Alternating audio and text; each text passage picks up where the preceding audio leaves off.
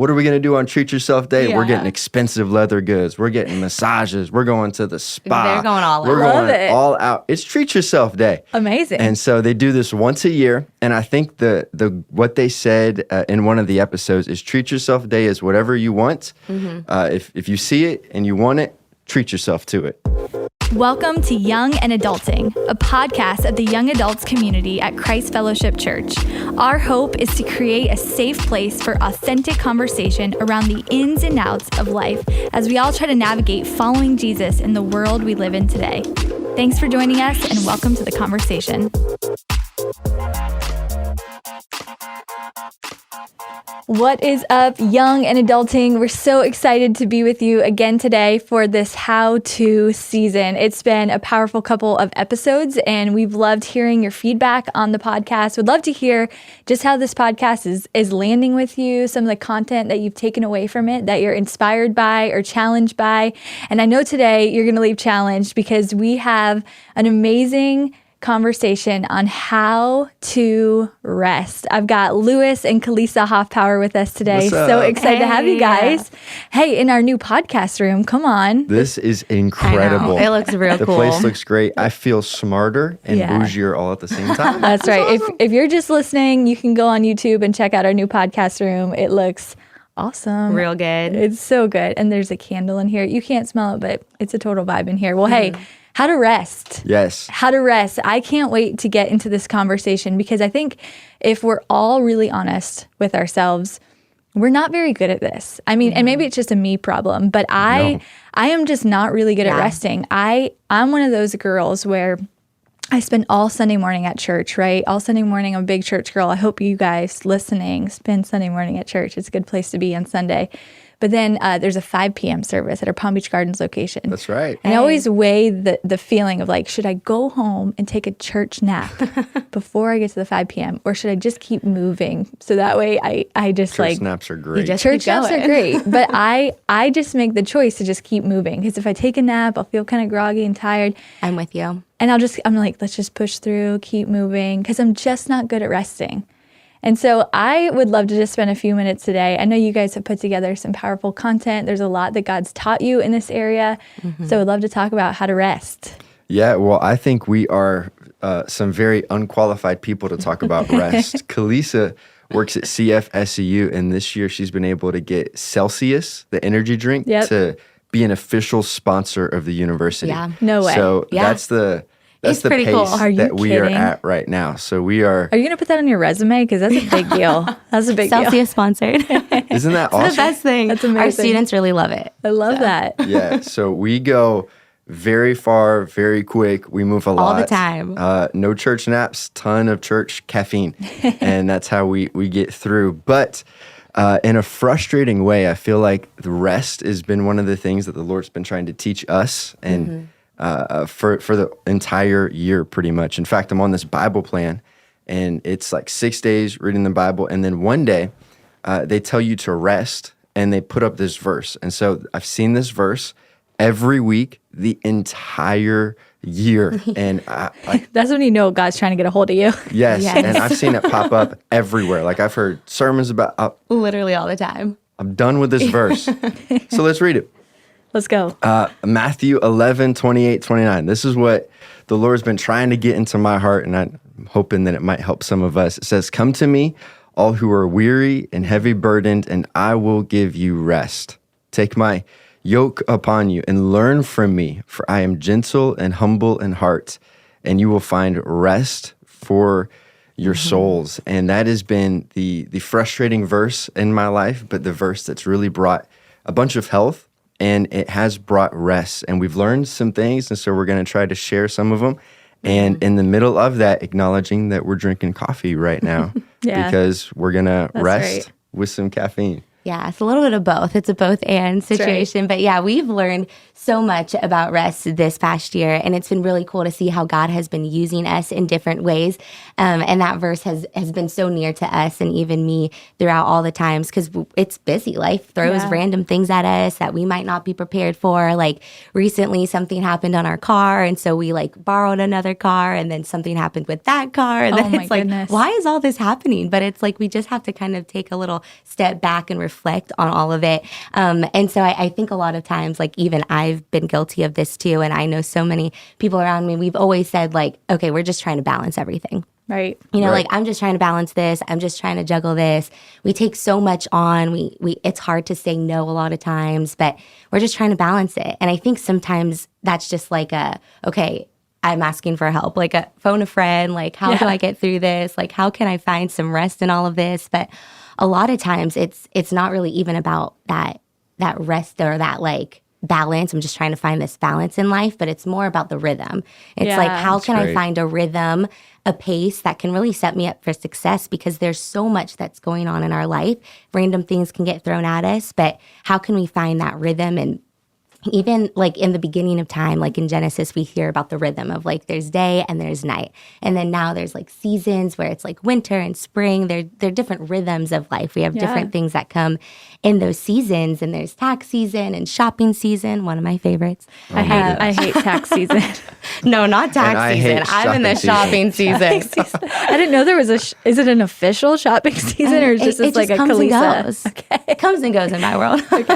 Lewis might not be a fan of that. He rests in that time. No, but there's these different seasons that we go through. And I think we try to get away from it where it's like, I'm just going to balance everything, just going to say yes to everything. And then that really just causes us to burn out and to crash. And that's hard for us. But in Matthew 11, in the Message paraphrase, it tells us that we need to learn to learn the unforced rhythms of grace. So even grace has rhythm. And I love that because we need to put that grace on ourselves too. Like a lot of times we need to put that on ourselves of like, okay, there's so much that's going on in life, but let's just put that grace on us as we're walking through that. And when you think about rhythm, I think the opposite of that is like chaos. Totally. You know, like there's so much chaos that's going around, clutter, like how do we handle that as young adults? And then I think about my brother, you know, we're 10 years apart, but last year for Christmas, he got a drum kit. And at first, like he's playing on it and he doesn't really sound that great. You know, it does kind of sound a little like chaos. It was crazy. Yeah, it was yeah, crazy. yeah. He Like, started it's to hit not that that thing. great, Neighbors were you coming know? out. Like They really didn't even like it. Like they were telling us like it was too loud, all these different things. Oh, no. So, you know, you gotta find it. You gotta find like where's the good rhythm in that. And he was patient and he was practicing a lot and he ended up getting better and better over time. And I think it's because he found that rhythm, that pace, where it's like if we think about our life, all the chaos, like what's that rhythm that we can find throughout it where we don't crash and burn? And I think the difference between the chaos and that cadence of like there's that rhythm piece is focused and intentional rest. Yeah. We just need to be focused and intentional with the pieces of rest that happen in our life. And it looks so different for Lewis and I a lot of times because we don't have the same day off. Like he gets Fridays off. I work on Fridays. Like we're just trying to find that little pocket of time where we can have that rest. And we still learn it. Like I think one of the greatest things is like throughout our week, it's like, okay, we'll just take one day out of the 7 days to find that rest. And it's always something fun that we get to look forward to. It's like we're going to the beach or we're going to Fresh Markets or out coffee or hanging out with friends, playing a game night. Like there's always that one thing that we're looking forward to that helps us in all of this craziness of life. That where do we find the rest? Mm-hmm. So good. You know, I love that you brought up that balance is really a myth because really life is full of unexpected things, right? You never know when your car is going to break down. You never know when the borrowed car is going to break down. And you just never know when things are going to come your way. And so trying to balance the unexpected, inevitable pieces of life it's just unattainable, right? Totally. But finding a rhythm, it makes you go, okay, here are all the different things that kind of came my way this week. How can I sort them in a healthy way that are not going to kill me, that are going to help, you know, alleviate kind of the chaos, the frustration, and kind of sort my life in a way that's a healthy pace, a healthy rhythm to navigate through the craziness. Because really our lives are crazy. And so finding balance just is just not realistic. But finding a rhythm, I love that. I think that is so helpful to finding rest. Yeah. We need to find that rhythm, but what we do in that rhythm of rest is important. Have you guys, have you ever seen the show Parks and Rec? No. No? No. No? Oh, my I know. goodness. Oh, it's so good. I'm just not into the dry humor thing. I'm a I can't big get behind Office guy. Office. Yeah, I know. That so Unpopular frustrates me. opinion. But okay, let me tell you about it. Parks Okay. and Rec. There's these two characters, Tom and Donna, and once a year they have a treat yourself day. Have you heard of? Amazing. Okay, it's No, I incredible. love it. I wanna Treat adopt yourself that. day. They you need to go look it up. Watch this Yeah. episode because they'll roll around. They're like, "What are we gonna do on Treat Yourself Day? We're Yeah. getting expensive leather goods. We're getting massages. We're going to the spa. They're going all We're out. Love going it. all out. It's Treat Yourself Day. Amazing. And so they do this once a year, and I think the what they said in one of the episodes is treat yourself day is whatever you want. If you see it and you want it, treat yourself to it. So that's like Beautiful. Go that's for the it. mantra of treat yourself day, and I think that we can kind of take that into rest, and we can completely miss rest in its entirety. In fact, I think that there's a difference between self-care and soul care. And I think treat yourself is self-care. Treat yourself is, I've had a long day at work. I need to go to the beach and shut everything out and just, or I need to go get a spa day. I've never done that before. Or I need to go here and do this. I need to treat myself. Treat yourself is not the same as treat your soul. And we need to be more That's great. focused on our souls. In fact, I thought about it this way, like relaxation comes to our bodies, but rest goes to our souls. And if we think about it in that way, sometimes we can be relaxing, binging on Netflix, eating whatever we want, bunch of junk food that's going to make us feel sick. We could spend all of our money, throw out our budget. We could relax our way into burnout. Yeah. We could relax our way into a really despairing place in life. But I don't think that's what God wants for us. I don't think that's what we want for us. We need to rest. We need to focus on our soul. And I think the question to ask ourselves is, when it comes to rest, does this make my soul better? So if we're great. talking about, and I learned a lot of this from Pastor Lance Witt, who wrote this book called Replenish, which we all need to read it. But does my soul get better after binging Netflix? Do I become a better spouse after a day at the spa day? You know, do I become better, or do I just become a little more numb and relaxed? If you think about like the stress and the pressures of life, relaxing would be like putting a pause on all the stress and the pressure.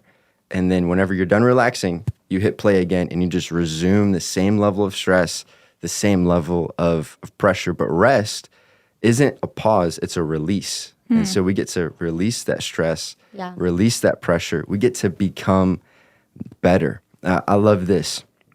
Psalm 23 says, the Lord is my shepherd, I shall not want. He makes me lie down in green pastures. He leads me beside still waters, and he restores my soul. And I think that's the goal of rest, a restored soul, not a relaxed body, not a relaxed priority, not a relaxed schedule. It's a restored soul. And so you think about that, Psalm 23, the Lord is my shepherd, I shall not want. Self-care says, I shall want, but soul care says, I shall not want. Wow. That's good. So good. It's not about treat myself. I need to relax. I need a day off. If I could just get through this week so that I can watch my favorite show and just relax, man, that's not going to restore your soul. That's just going to pause your schedule. That's not what we're trying to do at all. John Ortberg, he said this, and I love it, a book called Soul Keeping, which, I mean, we need to read that one too. He says, the more we focus on ourselves, the more we neglect our souls. And I don't know about you, but I've been challenged this year to not go after a numbing relaxation, but a restoring rest that's going to keep me going.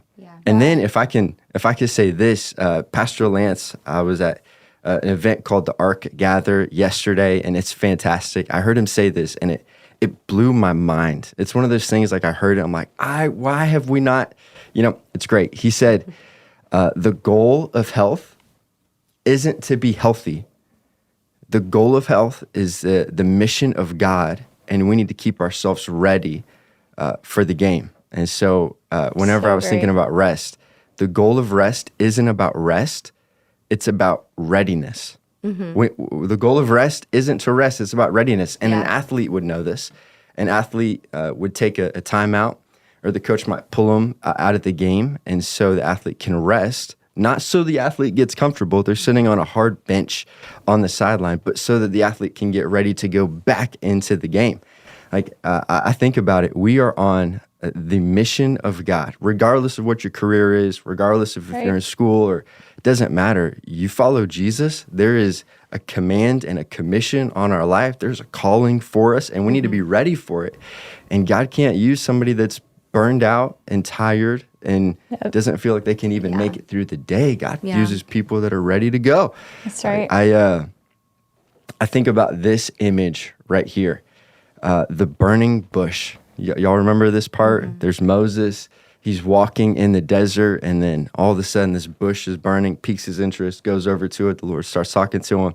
It's a great story. Go read it yourselves in Exodus. But I love this image of the bush that was burning up, but it wasn't burning out. And that's what I want my life to be like. Wow. I want my life to be burning up. And like we use churchy words like I'm on fire for the things of God. I want to be burning up for the things of God, but not burning out. And, So great. And the reason why that bush wasn't burning out is because the fire wasn't combusting the fibers of the tree. The fire was from heaven. Yeah. And the source was from heaven. And so even if you're in school right now and you're not working in a career, even if you're in a career that you don't want to be in, and this is a job you have to do so that you can get the job that you want, it doesn't matter what we do. It matters what fuels us. If the fuel is on the inside, fuel is coming from within me, then I can easily burn out. But if I get a fuel from heaven that says, I'm going to go into my workplace and I'm going to do it as if I was doing it to the Lord, there's promises. One of my favorite verses, I'm going to leave with this. Colossians 1:29 says, it has become, in the Passion paraphrase, it has become my inspiration and passion in ministry to labor with a tireless intensity, with his power flowing through me. I love that.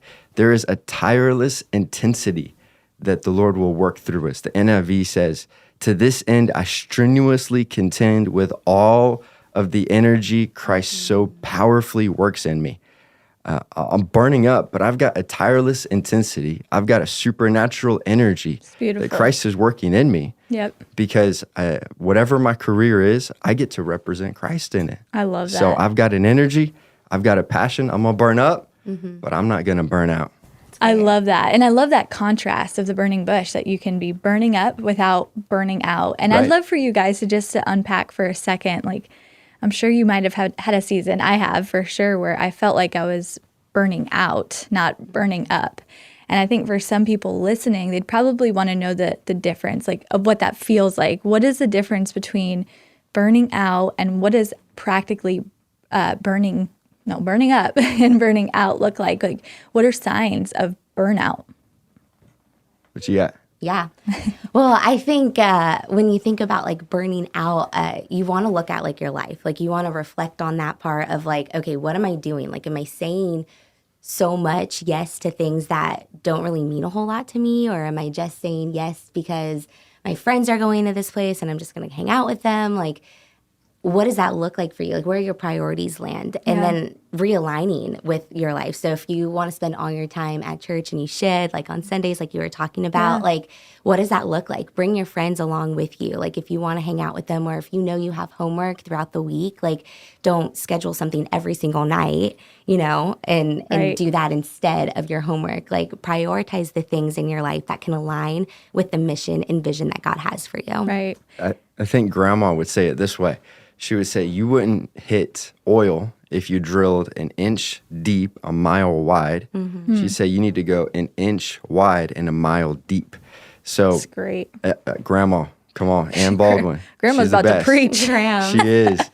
I think what that means is like the sign of burnout would be we're spread so thin that we can't give much to anything because we're giving a little to everything. Yeah. So I think there's that. I think cynicism is big. So whenever we start to get a critical spirit in our life, that's not a treat yourself, but a check yourself. And you need to go rest and not just take a day off. So good. Go find some time to rest. What do you think? Yeah, when you're easily angered, when you're very irritable, when the closest people around you get the worst of you, right? When the people you love, you go home to and you're just mean and nasty to. That's not a treat yourself, a check yourself moment. I love that.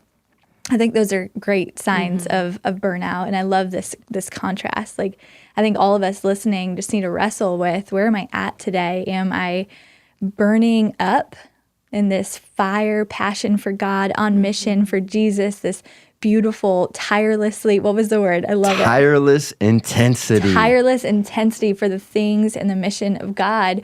Or am I burning out? Am I irritable? Am I easily angered? Am I frustrated? Am I giving people that I love the most the least of me? And I think those are things you really need to evaluate, because we need to go from here.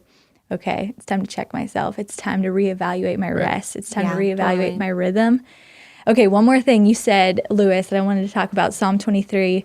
You said, it's the Lord's my shepherd, I lack nothing. He makes me lie down in green pastures. He leads me beside still waters. And I just would love to know, I think this scripture is so fascinating because it says, he makes me lie down in green pastures. He leads me beside still waters. And I just would love to know, have you ever found yourself in a place, or maybe you're burning out, and the Lord helps you in his goodness and his graciousness to make you lie down? Yeah.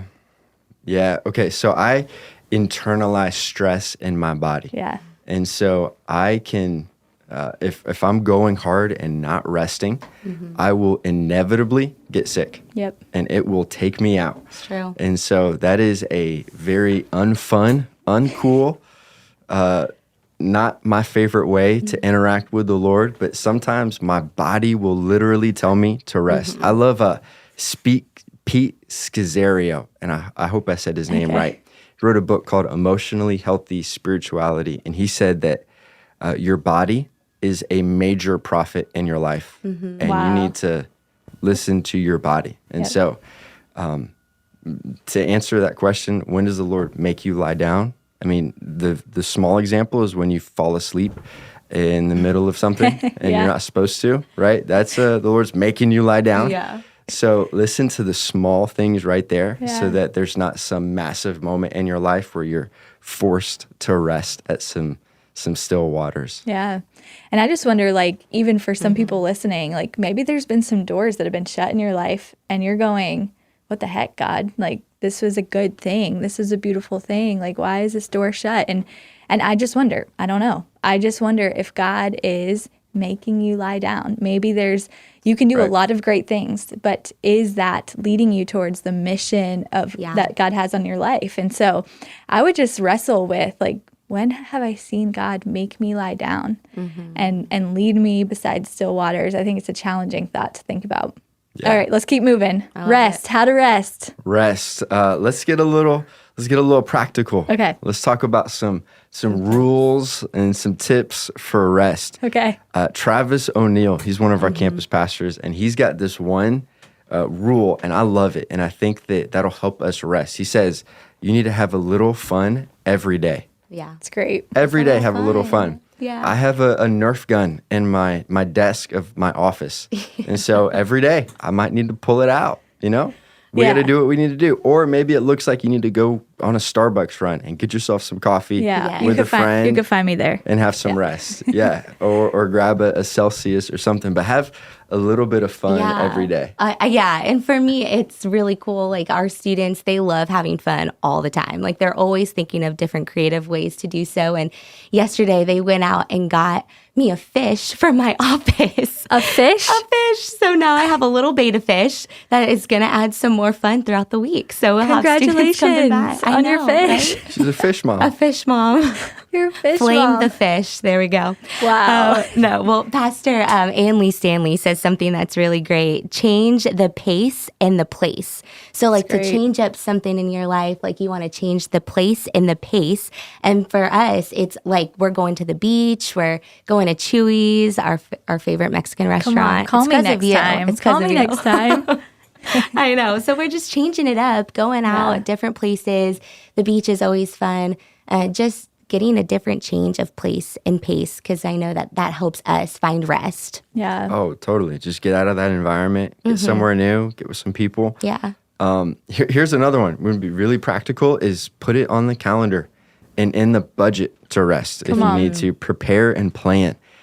Rest doesn't happen by default. We have to design it into our lives, which means you might need to sit down and say, when do I have time this week? What can I do? And then whenever I get to my Sabbath day or the day I have set aside to rest, what am I going to do? Am I just going to watch Netflix all day? Or am I going to do something that actually brings some rest to my soul?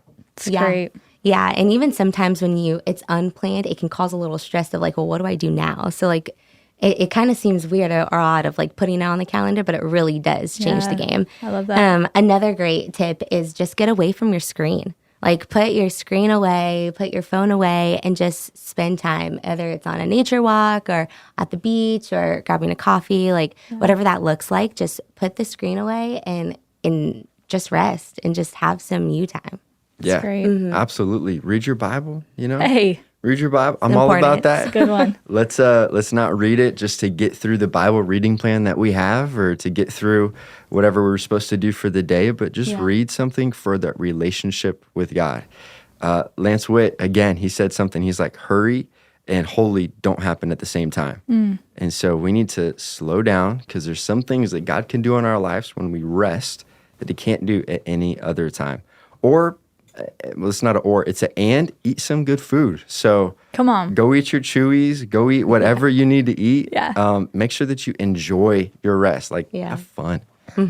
Yeah. And another great tip is to find a hobby, whether you like fishing or hunting or a big game night, finding new coffee shops, like find a hobby and get into it because that can really help you find that rest and the rhythm of everything. And then just be active, right? Like go to the gym, go on walks. My favorite, sleep, take a nap, enjoy it. The power naps. Carissa, if you're going to have one day to rest, what's your rest activity? Oh, man, that's good. I am a reader. I'm a chiller. Okay. Like, my favorite day to rest is to be sitting on the couch with somebody I love, with a great friend, to have real, honest, deep conversation, talk about what's going on in our lives, pray for each other. It sounds lame and boring, but I'm a big quality time gal. So that's the day I like to rest. That's what I do. There you go. But I know you guys are headed to Miami. I think We might we're be. active resters. You're active resters. I think there's a category for that. We No, love that. I think that's great. And I think it's important for all of us to realize like what does fill our soul, what does renew our soul, and of course the Word of God, time with Jesus, time in prayer. It's necessary. You just can't get away from that. But then there's also other things. There's this beautiful provision that God's given us in our life of people, right? That refresh our soul. Community really does that. I know you guys brought some friends to Miami the other day, and that is an okay way to add to your rest day. And so I think everybody here just like listening, you guys need to think about what is it that refreshes your soul. You can't get away from scripture. You can't get away from prayer, but what else do you need to add to your rest day to fill up your soul, to fill up your cup?